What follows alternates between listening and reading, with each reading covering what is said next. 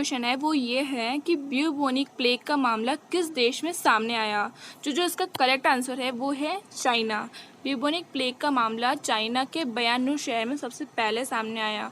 जो bubonic plague है वो एक बैक्टीरिया की वजह से होता है जिसे यर्सीनिया पेस्टिस कहते हैं, और ये सबसे पहले चूहों में हुआ, और इस चूहों में एक एनिमल के काटने से हुआ जिसे हम जेनोसेलुला चियोपिस कहते हैं।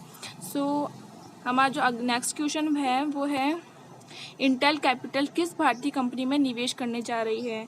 इंटेल कैपिटल है जो एक कंप्यूटर चिप बनाने वाली कंपनी है, और उसने घोषणा की है कि वो इंडियन कंपनी जियो के अंदर अपना निवेश करने जा रही है। उसके निवेश से उसकी जो इक्विटी होगी या उसकी हिस्सेदारी होगी जियो कंपनी में वो 0.39% होगी।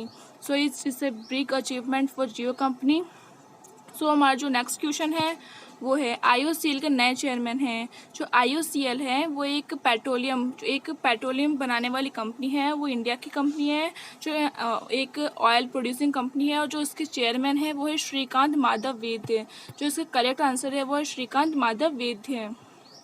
हमारा जो नेक्स्ट क्वेश्चन है वो ये है कि इटोलिजुमेब क्या है।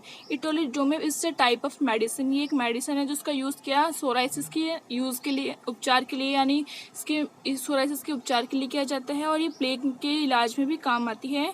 और जो हमारी जो ड्रग कंट्रोलर जनरल है हमारे इंडिया के, उन्होंने स्वीकृति दे दी है इसे कोरोना के गंभीर मरीजों पे उनको इलाज करने की स्वीकृति मिल गई है।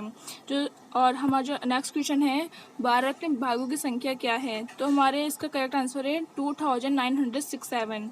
इसका जो करेक्ट आंसर है ये है।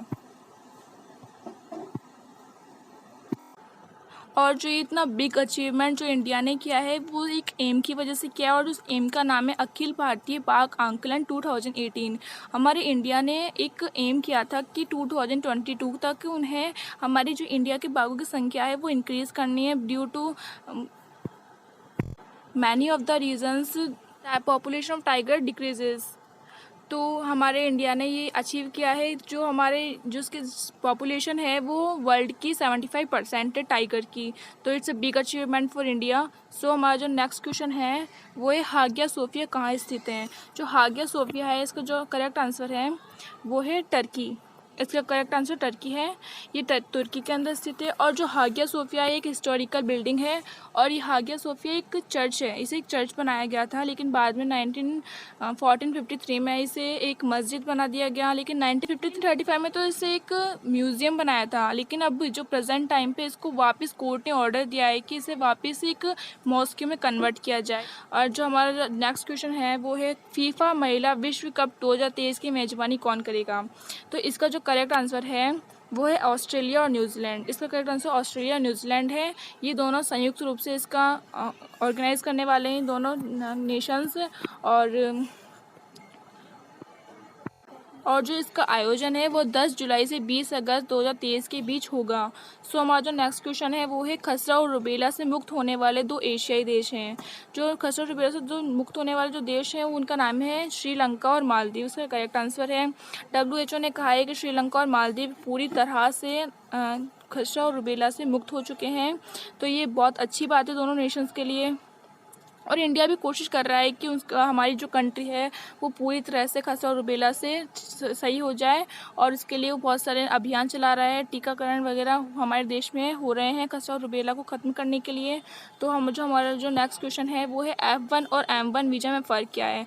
जो F1 वीज़ा है वो उनको बाहर जाने की अनुमति होती है, मतलब काम कर सकते हैं वो बाहर जाके। लेकिन जो M1 वीज़ा धारकों को अनुमति नहीं होती कि वो बाहर जाके काम करे। और जो F1 और M1 वीज़ा होता है ये अमेरिका के वीज़ाज़ है जो वहाँ पे काम करने वाले वर्कर्स को दिए जाते हैं। तो थैंक यू फ्रेंड्स। तो आपको समझ में आया होगा कि आज आपको मैंने कुछ करंट अफेयर्स बताए अभी 2020 के, तो आपके लिए हेल्पफुल रहे होंगे। इस टाइप के कई क्वेश्चंस हमारे प्रेजेंट एग्ज़ाम्स के अंदर भी आ जाते हैं। तो मैं आपको इसको समझाने के लिए मैंने आपको वीडियो बनाया है। ये मैं आज पहली बार एक करंट अफेयर्स से वीडियो बना रही हूँ। तो मुझे लगता है आपको ये पसंद आया होगा, अच्छा लगा होगा। तो आप प्लीज़ आपको अच्छा लगे तो मुझे सपोर्ट करना। तो मैं ऐसी और करंट अफेयर्स से वीडियो बनाती रहूँगी। So thank you friends.